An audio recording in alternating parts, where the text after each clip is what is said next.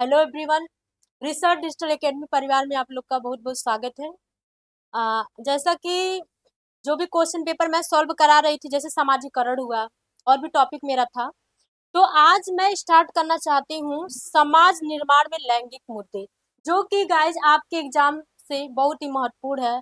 आप अगर P Y question solve करेंगे, देखेंगे कि 1 से 2 नंबर हमेशा पूछता है, चाहे आपका प्राथमिक सीटेट हो या आपका जूनियर हो। अभी मैं उत्तराखंड से एग्जाम देकर आई हूँ, उसमें भी आपका 1 नंबर पूछा हुआ था।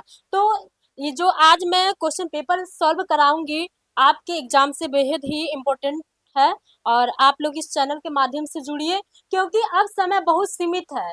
आपको अगर इस बार क्वालिफाई करना है तो 1 महीना सीटेट के लिए काफी होता है। मेरे ख्याल से 25 दिन काफी होता है। अगर आप दृढ़ निश्चय के साथ क्वेश्चन पेपर सॉल्व कर रहे हैं, कंसेप्ट क्लियर कर रहे हैं, तो आप इस बार एग्जाम जरूर क्वालिफाई कर लेंगे।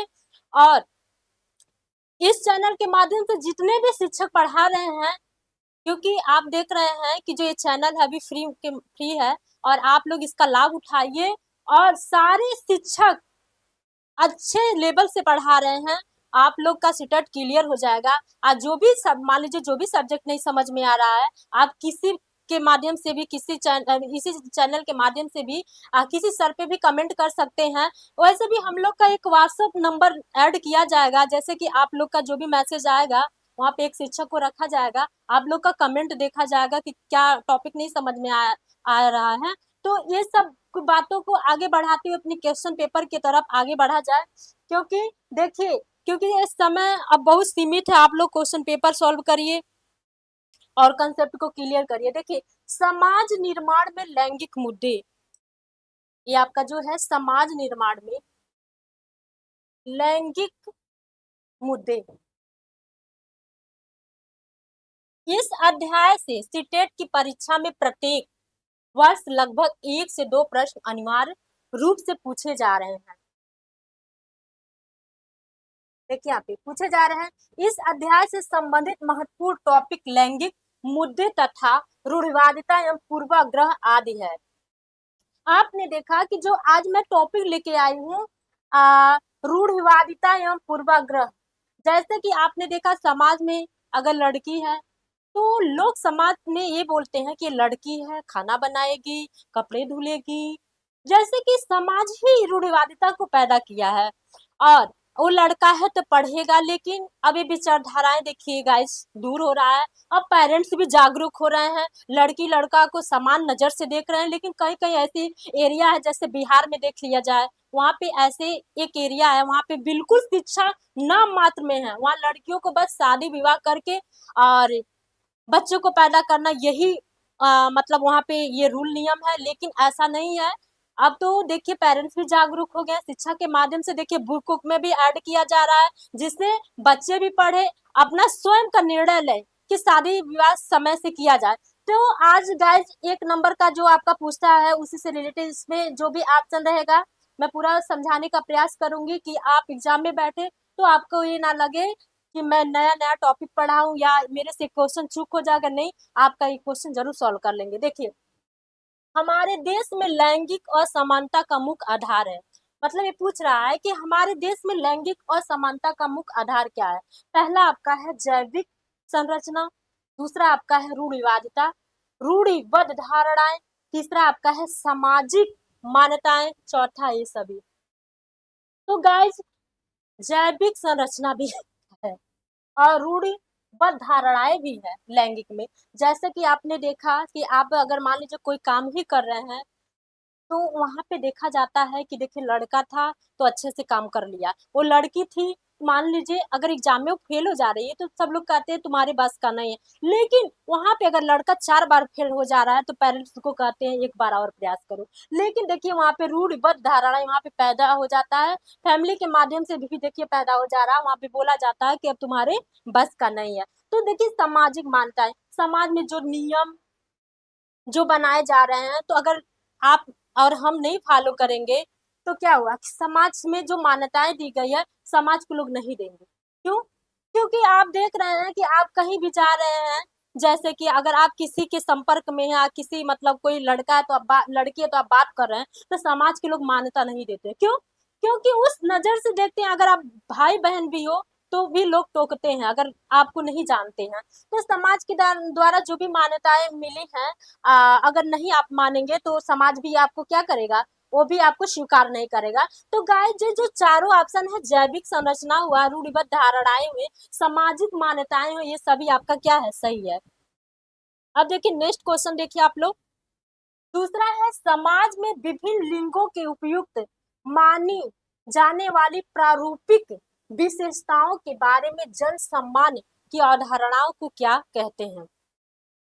पहला आपका है जेंडर रूढ़िवादिता, दूसरा आपका है जेंडर विभेदीकरण, तीसरा आपका है जेंडर भूमिकाएं, चौथा आपका जेंडर पहचान। तो आप लोग बताइए कौन सा है, क्योंकि समाज में जो विभिन्न लिंगों को उपयुक्त माने जाने वाले जो प्रारूपिक विशेषताओं के बारे में जन सम्मान की अवधारणाओं को क्या कहते हैं, मतलब क्या कहा जाता है जो भिन्न विभिन्न भिन्न लिंग के उपयुक्त माने जाते हैं। जैसे कि मान लीजिए आप कहीं जा रहे हैं अदर स्टेट में, तो भी वहां लोग बोलते हैं कि आपका नाम कहाँ है, आप गोरखपुर के हो या बिहार। में अभी उत्तराखंड गई थी तो वहाँ के जो टीचर थे मेरे से बोले कि आप उतना दूर से एग्जाम देने क्यों आए। तो ये हुआ ना कि मैं गोरखपुर से हूँ, तो लोग पूछे कि काफी मेहनती हो आप, उतना दूर से 15 घंटा बैठ के आई, और अच्छा है कि आपने यहाँ अप्लाई किया। तो क्या वहाँ के लोग प्रभावित हुए मेरे से, पूछे कि आपने इतना दूर फॉर्म जो भरा था उसका वेलकम है वहाँ पे जो उत्तराखंड में है। अगर आप एग्जाम वहाँ देने जा रहे हो तो वहाँ के लोग क्या है, बहुत अच्छे हैं, वहाँ का जो भी रूल नियम है, वहाँ के टीचर भी बहुत अच्छे हैं कि देखिए वहां पे कोई भी जेंडर विभेदीकरण नहीं कि अगर आप गोरखपुर से हो तो अलग बच्चों को देखा जाए, उत्तराखंड के बच्चे हैं तो अलग से देखा जाए, ऐसा कुछ नहीं है वहां पे। तो देखिए जो गाय जो जेंडर रूढ़िवादिता है, ये आपका पहला आंसर होगा। देखिए समाज के लोग ये क्या कहते हैं, वही ये सब नियम बनाए हैं। प्राकृतिक, मान लीजिए प्रकृति तो बोल दिया है कि लड़का लड़की, लेकिन वो भेद नहीं करता है। प्रकृति तो छोड़ दिया कि अगर आप लड़कियों को पढ़ा रहे हो तो लड़कियों को पढ़ाए, लेकिन जो हमारे समाज के लोग हैं वो वो इस नजर से देखते हैं, रूढ़िवादिता उनके अंदर फूट फूट भरी है। क्योंकि अगर एक लड़की अगर बाहर जाके पढ़ रही है तो लोग कहते हैं, अगर कहते हैं कि उनकी लड़की वहां पे पढ़ रही है, वहां पे चली गई है, लेकिन वहां पे अगर लड़का जाएगा 5-6 साल के बाद कोई वहां उंगली नहीं उठाई जाती है। तो हमारे समाज के लोग ही जेंडर रूढ़िवादिता को बनाए हुए हैं। तो आपका ये पहला ऑप्शन हो गया। नेक्स्ट देखिए यहाँ पे जो तीसरा आपका है, लैंगिक आधार पर श्रम विभाजन का सटीक उदाहरण बताइए। गीता एवं महेश दोनों अलग अलग कक्षा के विद्यार्थी हैं। दूसरा आपका है, गीता शिक्षिका है जबकि महेश इंजीनियर है। नेक्स्ट आपका है, गीता केवल गृह कार्य करने में दक्ष हो सकती है जबकि महेश सभी प्रकार के बाहरी कार्य करने में सक्षम है। चौथा आपका है, गीता एवं महेश दोनों गृह कार्य में समान प्रदर्शन करते हैं। तो देखिए गीता एवं महेश दोनों अलग अलग कक्षा के विद्यार्थी हैं। तो देखिए यहाँ पे जेंडर विभागता हुई क्यों, क्योंकि गीता महेश दोनों अलग अलग कक्षा में विद्यार्थी हैं, ठीक है। क्योंकि वो जो कक्षाएं हैं, जो क्लास है उनका अलग अलग है, एक में नहीं है। तो ये भी नहीं सही है। गीता शिक्षिका है जबकि महेश इंजीनियर है, ये भी आपका जेंडर रूढ़िवादिता है, क्योंकि वो शिक्षिका है यानी एक टीचर है, आज जो महेश वो इंजीनियर है। तीसरा आपका है, यहाँ पे देखिए गीता केवल गृह कार्य करने में दक्ष हो सकती है जबकि महेश सभी प्रकार के बाहरी कार्य करने में सक्षम है। गाइस ये आंसर आपका बहुत ही महत्वपूर्ण है। देखिए ये जो क्वेश्चन आपका है इसी से रिलेटेड है। देखिए तीसरा है आपका, गीता और महेश दोनों गृह कार्य में समान प्रदर्शन कर रहे हैं। देखिए जो जो चौथा आपका है ये नहीं है आपका, ये जो क्वेश्चन के हिसाब से जो आंसर आपका गाइज है ये आपका तीसरा है। देखिए यहाँ पे नेक्स्ट देखिए क्वेश्चन नंबर चौथा, देखिए यहाँ पे कि विद्यालय की गायन एवं नृत्य प्रतियोगिता हेतु विद्यार्थियों को तैयार करते समय लड़कियों की वरीयता देना तथा खेल प्रतिस्पर्धा हेतु लड़कों को वरीयता देना उदाहरण है। पहला आपका है सामाजिक मूल्यों का, दूसरा आपका है पारंपरिक मान्यताओं का, तीसरा आपका है लैंगिक भेदभाव का, चौथा आपका है प्रतिस्पर्धा उन्मुखता का। तो गाय जो सामाजिक मूल्य दिया है, पहला जो ऑप्शन आपका यहाँ पे बता रहा है कि जो हमारे समाज में जो भी मूल रीति रिवाज बनाए जा रहे हैं उनका पालन जरूर करना चाहिए। बच्चों को माध्यम से बच्चों को भी समझाना चाहिए। आपने देखा जो यूनिसेफ 2005 के अनुसार है, वो व्यवहारिक ज्ञान बच्चों को क्यों दे रहा है? क्योंकि बच्चे अगर वहाँ पे व्यवहारिक ज्ञान अगर सीखेंगे तो उनमें ये नहीं लगेगा कि मैं किताबी कीड़ा बन रहा हूँ। तो सन 2005 के अनुसार वो बोलता है कि समाज के माध्यम से, परिवार के माध्यम से और शिक्षक गणों के माध्यम से उन्हें नए नए ज्ञान को सिखाया जाए। दूसरा आपका है पारंपरिक मान्यता। गाय जैसे पहले की परंपराएं थी, जैसे कि हमारे पूर्वज थे, हमारे जो दादा दादी थे, या बोल भी लिया जाए कि गांव का लैंग्वेज है परदादा है, तो उन लोग के माध्यम से जो भी परंपराएं बनाया गया था, तो आज भी देखा जाए कहीं ना कहीं उसको मोडिफाइड कर दिया गया है, संशोधित कर दिया गया है। लेकिन जो परंपराएं उसको देखिए गाइस, उसको समाप्त नहीं किया गया है, उसमें थोड़ा सा परिवर्तित किया गया है। वो परंपराएं आज तक भी चल रही हैं। जो लैंगिक भेदभाव है, देखिए गाइस, जो लैंगिक भेदभाव है, देखिए हमारे समाज में बहुत ही है। क्योंकि आप देख रहे हैं कि आपके अपने परिवार में ही देख लीजिए, अगर आप लड़की हो तभी भी देखो, चाहे लड़का हो, वहाँ पे परिवर्तन हो जाता है वहाँ पे। देखिए, क्योंकि अगर लड़की वहाँ पे अच्छे गांव में पढ़ रही है, अगर अच्छे मार्क्स भी आ जा रहे हैं, तो अपनी बातों को रख नहीं पा रही कि मैं बाहर जाऊं या लखनऊ जाऊं या दिल्ली जाऊं, मैं तैयारी करूं, बट वो रख ही नहीं पाती है। तो तीसरा आपका था प्रतिस्पर्धा उन्मुखता। देखिए, ये ऑप्शन जो प्रतिस्पर्धा उन्मुखता दिया है, हमें मान लीजिए किसी के प्रति भावुक हो जा रही हूँ और लगाव हो जा रहा है, तो मान लीजिए मैं अगर आपको कुछ बता रही हूँ, तो प्रत्यक्ष यानी ऑनलाइन के माध्यम से बता रही हूँ, आप भी मुझे देख रहे हैं, तो मेरे अंदर अगर आप कमेंट करोगे कि मैम मुझे ये नहीं आ रहा है, तो मैं उस टॉपिक को समझाऊंगी, तो मेरे अंदर ये रहेगा कि आप प्रति स्पर्धा उन्मुखता ये रहेगा कि आपका एक दो नंबर जो भी है फिक्स हो जाए, आपकी जरूरत है इस टॉपिक को समझना।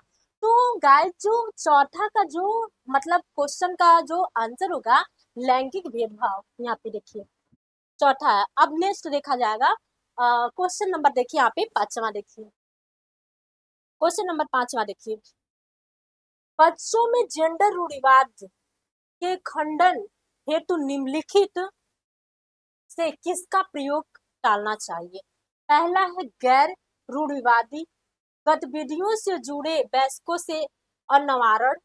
दूसरा आपका है अन्य जेंडर के बच्चों के साथ संयुक्त प्रयास करना। तीसरा आपका विविध जेंडरों के बारे में जन जात क्षमताओं और क्षमताओं की सामाजिक अनिविज्ञता पर समालोचनात्मक चर्चा करना। चौथा आपका है लड़कियों कला में अच्छी होती हैं, लड़के गणित में उत्कृष्ट होते हैं, जैसे वर्गिक उक्तियों का प्रयोग करना। क्वेश्चन नंबर पांचवा देखा जाए, देखिए गैर रूढ़िवादी गतिविधियों से जुड़े वयस्कों से अनिवारण।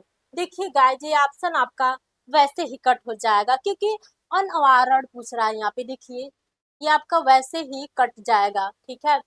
दूसरा आपका है अन्य जेंडर के बच्चों के साथ संयुक्त प्रयास करना, ये भी नहीं आपका है, ठीक है, ये भी ऑप्शन आपका कट हो जाएगा। तीसरा आपका है विविध जेंडरों के बारे में जन्मजात क्षमताओं और क्षमताओं की सामाजिक अनभिज्ञता पर समालोचनात्मक चर्चा करना। गाइज, ये भी नहीं होगा आपका। लड़कियों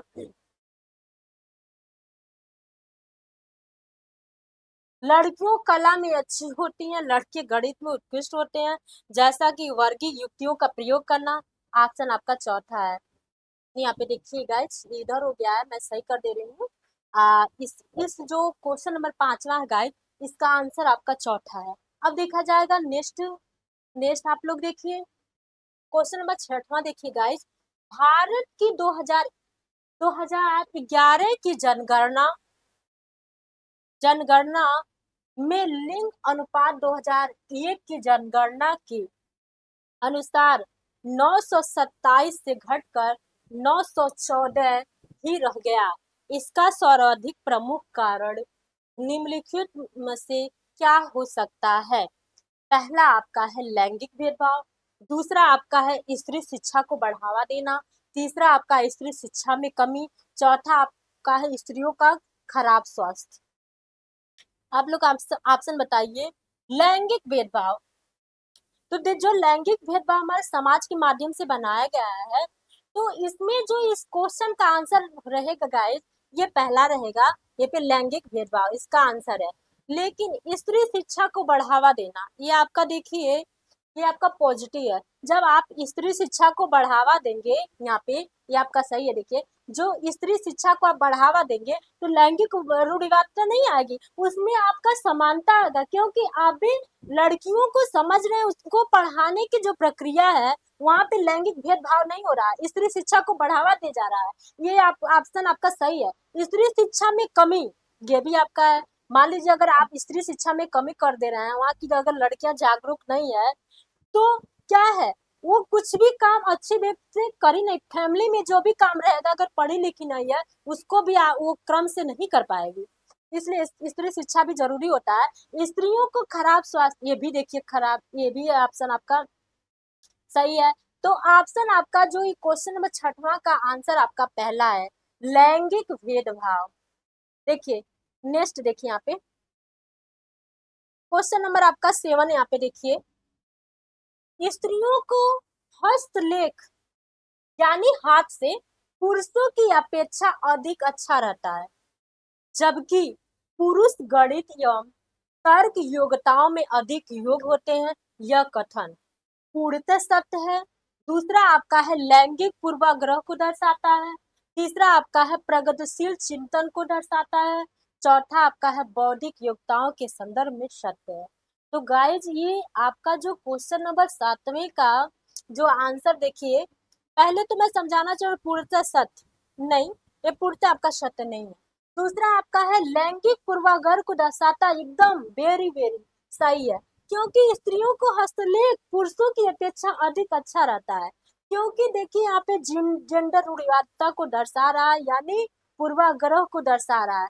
तो इसका जो क्वेश्चन नंबर 7 का आंसर गाइज होगा दूसरा होगा। और तीसरा देखिए प्रगतिशील चिंतन को दर्शाता है। अगर आप लिंग भेदभाव को दूर करके अगर आप बालक को पढ़ा रहे हैं तो उसमें लैंगिक रूढ़िवादिता नहीं आएगी। इसलिए ये जो ऑप्शन है सही है। बौद्धिक योग्यताओं को संदर्भ में सत्य है ना, इसका जो क्वेश्चन नंबर 7 का आंसर गाइज होगा दूसरा है। यहाँ पे देखिए, अब देखिए नेक्स्ट, देखिए यहाँ पे क्वेश्चन नंबर 8 देखिए, छात्राओं को निजी संसार पर निम्नलिखित में से किसका प्रभाव पड़ता है।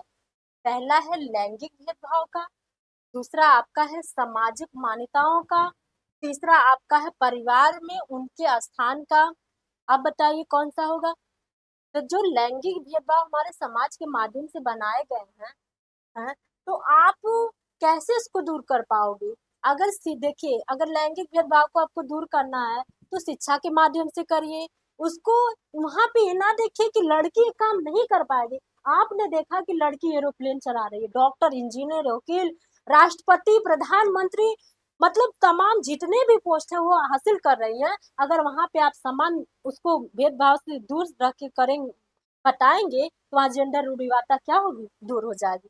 दूसरा आपका बोल रहा है कि सामाजिक मान्यता, अगर समाज में लड़कियों को आप मान्यता दे रहे हैं, वहां पे भेदभाव नहीं कर रहे हैं, वहां पे मान लीजिए कहीं कहीं हमने देखा, अपने गांव में ही देखा कि जीनियस लड़कियां पढ़ लिख ले रही हैं, लेकिन उनको तैयारी करने के मौका नहीं दिया जा रहा, उन्हें शहर में नहीं भेजा जा रहा है। तो क्या है, ये भेदभाव ही है ना। वहां पे अगर लड़के रहते, बेशक उनका पढ़ने में मन नहीं रहता, लेकिन पेरेंट्स उन पे क्या करते, दबाव डालते, जाओ तुम बाहर पढ़ सकते हो। तो यह हमारे समाज के द्वारा ही बनाया गया। तीसरा आपका परिवार में उनके स्थान, हाँ परिवार में भी देखिए, अगर आप वहाँ पे लड़की है चाहे लड़का है, अगर समान भाव से आप देख रहे हैं तो वहाँ लड़कियां भी निखर के आगे बढ़ सकती हैं। जैसे आपने देखा राष्ट्रपति जो द्रौपदी मुर्मू है, तो आखिर वो भी तो एक महिला थी, वहां पे एक पोस्ट उसने भी हासिल किया। तो ये सब अगर आप समान भाव से देखेंगे तो लड़कियां भी क्या होगी, आ, ये लड़कियां भी आगे बढ़ सकती हैं। तो इसका जो ऑप्शन आंसर है क्वेश्चन नंबर 8वें का आंसर आपका ये भी सी तीनों सही है। यहाँ पे देखिए नेक्स्ट, देखिए यहाँ पे छात्रों एवं छात्राओं के बीच लैंगिक प्रभाव को कम करने के लिए उपयुक्त उपाय। पहला, छात्राओं को छात्रों के समान अधिकार देना। दूसरा आपका छात्राओं को छात्रों के समान कार्य के समान अवसर उपलब्ध कराना। तीसरा आपका छात्राओं को छात्रों के समान शैक्षिक योग्यताओं की समानता उपलब्ध कराना। बताओ क्वेश्चन नंबर 9 का आंसर कौन सा होगा गाइस, आप लोग बताइए। बताइए, आप लोग भी प्री बार क्यू क्वेश्चन सॉल्व किए होंगे, आप भी एग्जाम में स्टार्ट में 1 से 2 बार बैठे होंगे, तो आप भी प्रैक्टिस करिए, क्योंकि एग्जाम आपको ही देना है, हम लोग को नहीं देना है। तो आप लोग बताइए कौन सा आंसर इसका होगा। तो क्वेश्चन नंबर 9 का आंसर गाइस आपका ABC तीनों है। देखिए, छात्रों के समान अधिकार देना, वेरी नाइस, सही है। अगर आप एक समान देख रहे हैं तो लड़कियां भी आगे बढ़ सकती हैं, तो जेंडर रूढ़िवादिता नहीं है, ये समानता है, ठीक है। छात्राओं को छात्रों के समान कार्य के समान अवसर उपलब्ध कराना, ये भी सही है। छात्राओं को छात्रों के समान शैक्षिक योग्यता की समानता उपलब्ध करना, तो गाइस ये आपका ऑप्शन चौथा सही है। अब देखिए नेक्स्ट, देखिए, छात्राओं से लैंगिक भेदभाव का प्रतिकूल प्रभाव निम्नलिखित में से किसका पड़ता है। पहला आपका है उनके सामाजिक उत्थान पर, दूसरा है उनके सामाजिक दृष्टिकोण पर, तीसरा है उनके शैक्षणिक विकास पर। अब देखिए क्वेश्चन नंबर 10 में का आंसर आप लोग बताइए। उनके सामाजिक उत्थान पर, हाँ, अगर समाज के माध्यम से जो भी योजनाएं या उत्थान चलाया जा रहा है, अगर आप उसमें सम्मिलित है तो भी आपके लिए लाभदायक है। उनके सामाजिक दृष्टिकोण, समाज के माध्यम से लोग आपकी क्या नजरिया है, किस नजर से आपको देख रहे हैं, तो ये भी एक प्रभाव पड़ता है। उनके शैक्षणिक विकास पर, अगर आपकी जो एजुकेशन हुई है हाई लेवल की है, तो लोग कहते हैं कि वो पढ़ा लिखा इंसान बहुत ज्यादा पढ़ा है, तो जो समाज के माध्यम से शैक्षणिक विकास पर भी क्या होता है, प्रभाव पड़ता है। इसलिए क्वेश्चन नंबर 10 का आंसर आपका गाइज है, यहाँ पे देखिए 10वें का, ये आपका चौथा है। तो नेक्स्ट देखा जाए, ये आपका अभ्यास प्रश्न है गाइस। देखिए, निम्नलिखित में से कौन सा कारक लैंगिक भेदभाव उत्पन्न करता है। पहला आपका सामाजिक कारक, दूसरा आपका है सांस्कृतिक कारक, तीसरा आपका आर्थिक कारक, चौथा आपका मनोवैज्ञानिक कारक। तो बताइए, ये ये आपका जो है चारों ऑप्शन गाइस सही है, क्योंकि लैंगिक भेदभाव उत्पन्न करने के लिए देखिए हमारे सामाजिक कारक भी हैं। वहाँ के लोग आपको इस नजर से देखेंगे कि आपको पता चल जाएगा कि आप लड़की हो कि लड़का है। सांस्कृतिक कारक, जो भी हमारे समाज के माध्यम से जो भी कल्चर रीति रिवाज बनाए गए हैं, ये भी आपका जेंडर रूढ़िवादिता की बाधाएं हैं। आर्थिक कारक, हाँ, ये भी है कि अगर मान लीजिए आपके घर में अगर लड़का लड़की है, अगर आर्थिक स्थिति आपकी इनकम सही नहीं है गाइस, तो वो पढ़ नहीं पाएगा, तो ये भी कारण क्या है, आर्थिक कारण ही जाएगा। और चौथा है यहाँ पे जो मनोवैज्ञानिक कारक है, ये भी बहुत इंपॉर्टेंट है। ये मतलब कहने का सेंस ये है कि ये भी सीढ़ी सारों आपका है, जो मतलब लैंगिक भेदभाव उत्पन्न करता है, ये चारों आपका है। अब देखिए यहाँ पे नेक्स्ट देखा जाए, देखिए यहाँ पे, एक विद्यालय में किसी अतिथि का आगमन होने वाला है। 10वीं कक्षा की एक लड़की विद्यालय में आए, अतिथि का स्वागत करने की इच्छुक नहीं है, जबकि उस लड़की की कक्षा में पढ़ाने वाला एक अन्य लड़का विद्यालय में आने वाले उस अतिथि का स्वागत करने का इच्छुक है, किंतु आयोजक विद्यालय में आने वाले उस अतिथि को माला पहनाने एवं उनकी आरती उतारने के लिए उस लड़की का चयन करता है, क्योंकि वह अत्यंत सुंदर एवं सुशील है। इस चयन में वह लड़के की रुचि एवं उत्साह की अवहेलना करता है। इस प्रकार का चयन चयन बताइए कौन सा है, सही है, क्योंकि सामान्यतः विद्यालय में आए अतिथि का स्वागत के लिए सुंदर लड़कियों का चयन का प्रचलन है। सही है, क्योंकि लड़के को सामान्यतः इस प्रकार के कार्यों में नहीं लगाया। सही नहीं है, और यह है कि विधता को वार्ता वर्माता है। सही नहीं है, क्योंकि इसका लड़की दोनों नाराज होते हैं। तो आप बताइए क्वेश्चन नंबर 12 का आंसर कौन सा होगा गाइस, इसका ऑप्शन कौन सा होगा। ये आपका देखिए यहाँ पे थर्ड है। अब आपका लास्ट क्वेश्चन है यहाँ पे, देखिए 13, ये आपका अभ्यास प्रश्न था गाइस। यहाँ पे देखिए, ये आपका अभिकथन देखिए, आपने देखा कि हर एग्जाम में अभिकथन पूछता है, तो आपके सीटेट में देखिए 3 से 4 नंबर अभिकथन भी पूछ देता है। तो देखिए, कथन ए, स्त्रियों में गत्यात्मक योग्यता पुरुष के समान या इनसे अधिक एवं पुरुष भी स्मृति कौशल में स्त्रियों के समान या अधिक हो सकते हैं। कारण, विद्यालय में शिक्षकों को बालकों की लैंगिक स्थिति को ध्यान में रखकर शिक्षण कार्य करना चाहिए तथा लड़कियों को गृह कला विषय को पढ़ाने की वरीयता देनी चाहिए। पहला आपका है ये सही है किंतु आर गलत है। दूसरा आपका है ये गलत है किंतु मतलब म सही है, और ए आर दोनों सही है, ए आर दोनों गलत है। तो क्वेश्चन नंबर आपका जो इसका ऑप्शन का जो आंसर गाइज है, यहाँ पे देखिए, यहाँ पे 13 दिया है ना। तो आप लोग एक बार प्रयास करिए इस क्वेश्चन का आंसर बताने के लिए। यहाँ पे जो क्वेश्चन नंबर आपका 13 का आंसर दिया है, आप लोग का समय बहुत सीमित है, क्वेश्चन पेपर सॉल्व करिए, क्योंकि देखिए अब समय रह नहीं गया है। इस बार अगर आप लोग को क्वालिफाई करना है तो आप लोग जरूर इस बार ही निकाल लीजिए, क्योंकि अगर नहीं निकाल पाएंगे तो 5 साल पीछे चल जाएंगे। तो आप लोग क्वेश्चन नंबर 13 का जो आंसर आप लोग कमेंट बॉक्स में जरूर दीजिएगा। ये क्वेश्चन आप लोग के लिए मैं छोड़ रही हूँ यहाँ पे देखिए, ये क्वेश्चन पेपर आप लोग के लिए है। तो ये क्वेश्चन आपका खत्म हो गया। अगर मान लीजिए आपको कहीं से भी इसमें अगर नहीं समझ में आ रहा है तो आप कमेंट के माध्यम से जुड़िए और लाइक करिए, सब्सक्राइब करिए, क्योंकि जब आप लाइक करेंगे, सब्सक्राइब करेंगे तो जो भी मैं वीडियो डालूंगी, मेरे द्वारा जो भी वीडियो डाला जाएगा, तो आप उसको देख भी सकते हैं। तो आज जो अभ्यास प्रश्न था आपके एग्जाम के अनुसार ही बनाया गया था, उसी के हिसाब से आपका एक क्वेश्चन था। अब मैं जो क्वेश्चन पेपर लाऊंगी, अब तक जितना लैंगिक रूढ़िवादिता से पूछा है सीटेट में, जैसे कि सन 2011 से लेके 23 तक 24 तक पूछा है, सारा इंपॉर्टेंट क्वेश्चन मैं आपको कराऊंगी। और नेक्स्ट क्वेश्चन पेपर के साथ मिलेंगे। Thank you.